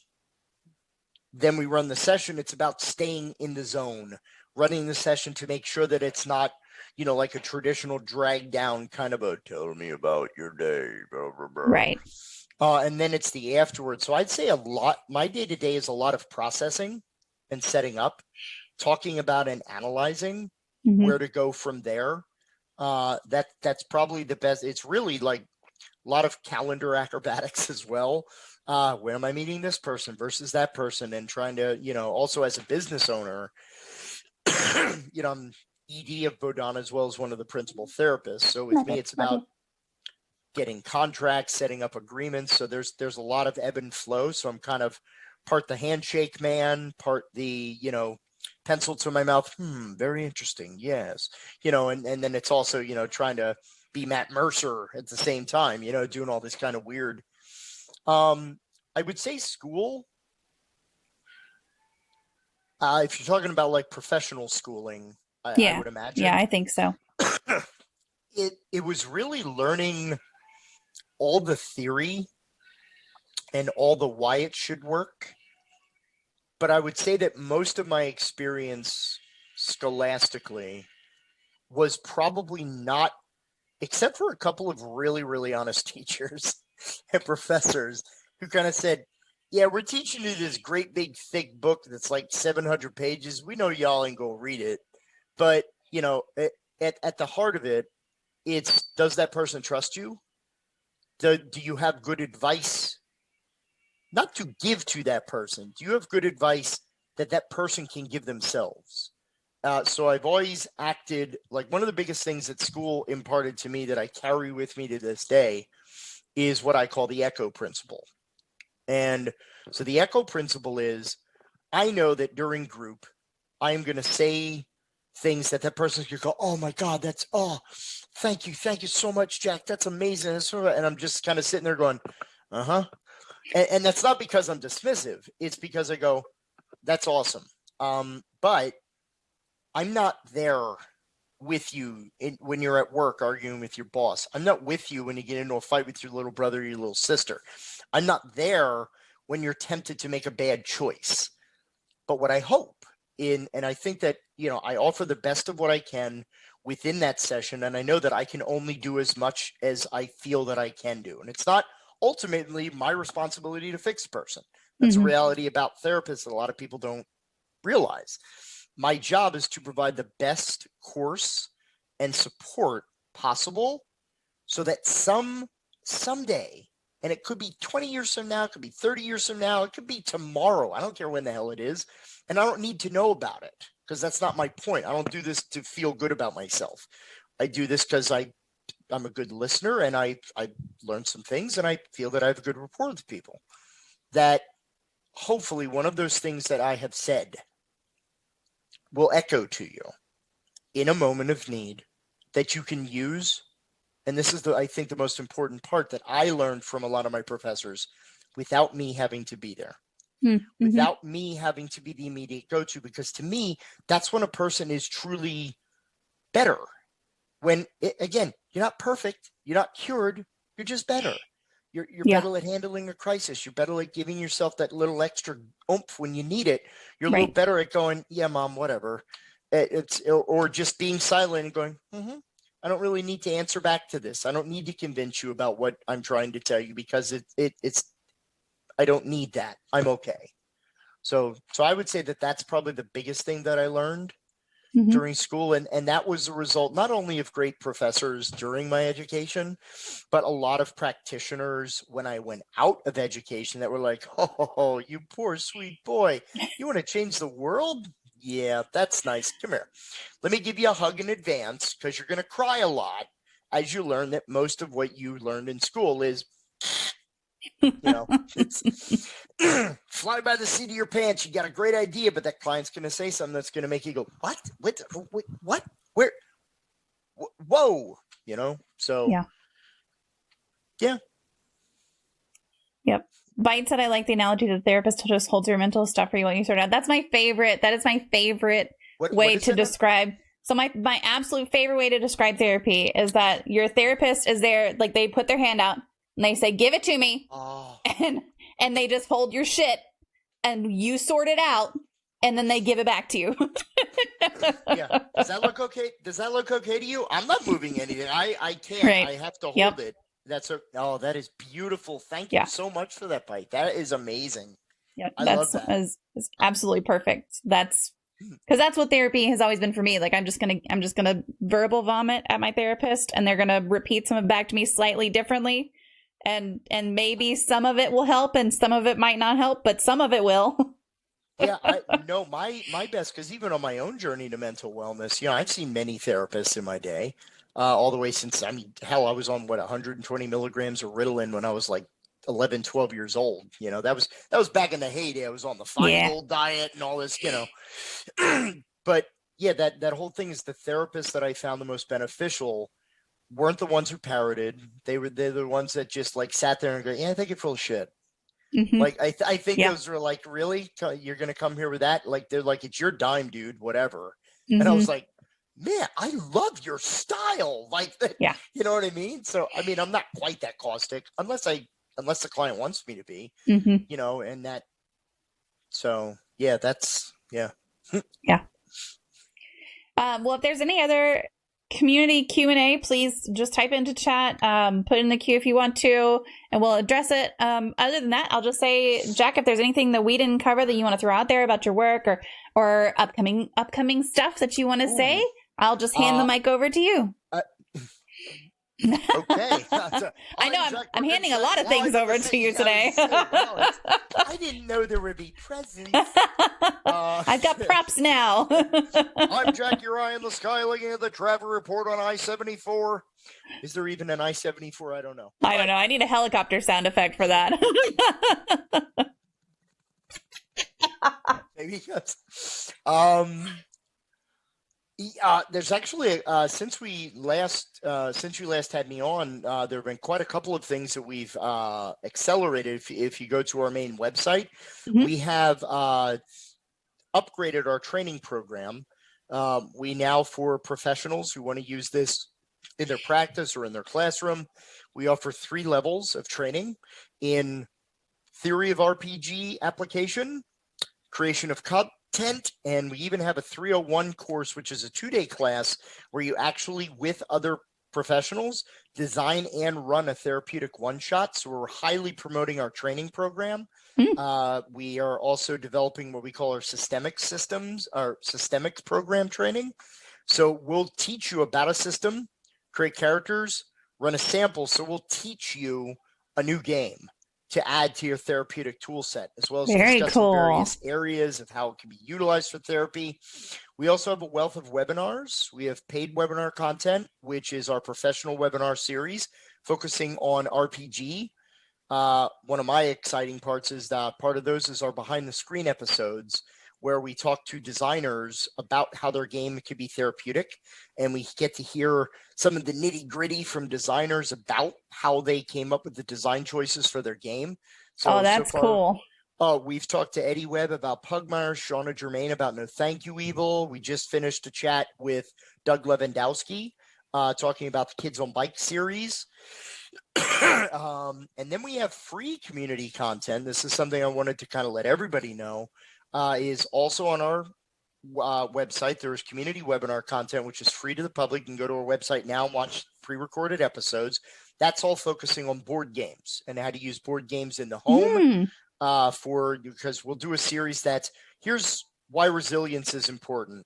and why those types of games are. That's actually one coming up in the next couple of weeks. And those are free to register for. We typically run those on a Sunday. They're live recorded. So you get your chance not only to see and participate in the webinar, but you actually get your chance to ask Bodhana personnel questions about gaming and therapeutics. I would say, other than that, we just got the design specs back on an upcoming volume. It's our second volume for Wizards, Warriors, and Wellness, which I think I talked about this last time. It's our little primer about therapeutic use of role-playing. We are actually going to have the Blue Book coming out soon, which is the same design, but it's all about board games. Skill build opportunities. We give you some great hints on how to pick games, how to teach them, making modifications, and some sample games to use for certain skill builds. That should be available hopefully in the next month from Drive Through RPG. So we got a lot of stuff going on. Yeah. With Bodhana, obviously. We've been busy. You have. What was that self-care talk we were having a little while ago? Yeah. What's all that? Who has time for that? Yeah, I don't know what. Is my dog calling me? But yeah, above all, I mean, please check out Tags if an interested professional. And then also stay tuned for news about Save Against Fear coming up in October. But please spread the word about Tags, spread the word about Bodhana, therapy, and just the great work everybody's doing and just the greatness of the community. Yeah. Well, Bite said, I just want to say thank you so much for being here and making me laugh while teaching me things I feel like I'm not laughing enough these days. Keep up the great work. Laughter. You can't. Rob Paulson, to pull it back to my book recommendation, laughter is the best medicine. You can't overdose and the refills are free. Ah, yes. There you go. Well, on that note, chat, give me just a minute to disconnect with our guest here. I'll be back playing some Minion Masters. And just thank you for being here. I'll put us on a be right back screen. But thank you again for taking the time. Thank you. And thank you to the community for awesome questions. And Combo, it was great to join you all again. And that's a wrap on today's episode of Even Tacos Fall Apart. Huge thanks to Jack Berkenstock for coming on and sharing his insights about self-care when life won't slow down. If there's a big takeaway from this conversation, it's that self-care isn't always pretty, easy, or convenient, but it's absolutely necessary. We talked about the signs of burnout, the reality of pushing yourself too hard, and how even professionals in mental health struggle with this. That should be a reminder to all of us that needing rest, needing boundaries, and needing space to breathe isn't a sign of failure. It's part of being human. If you've been waiting for permission to put yourself first in even the smallest way, here it is. You don't have to earn rest. You don't have to prove you're struggling enough to deserve a break. You just do. Maybe self-care for you means stepping away from work when you're off the clock. Maybe it's making yourself a decent meal instead of skipping or grabbing something random. Maybe it's just recognizing when you're running on fumes and actually doing something about it before you crash out. Whatever it looks like, just know that taking yourself doesn't make you selfish. It makes you stronger. If you got something out of this episode, if it made you think, if you found yourself nodding along, I'd love it if you take a second to support the show. Like, subscribe, leave a review, whatever platform you're listening on, all of that is free, and it actually helps a lot to get the podcast in front of more people who need these conversations. You can also connect with me on all social media. I am MommaFoxFire everywhere, and that's where I share updates, mental health discussions, and more. And if you know someone who needs to hear this episode, send it their way. You never know who might be struggling with burnout and needs a reminder that they matter too. Thank you for being here, for showing up for yourself, and for being a part of this space. Until next time, take care of yourself because you are worth it.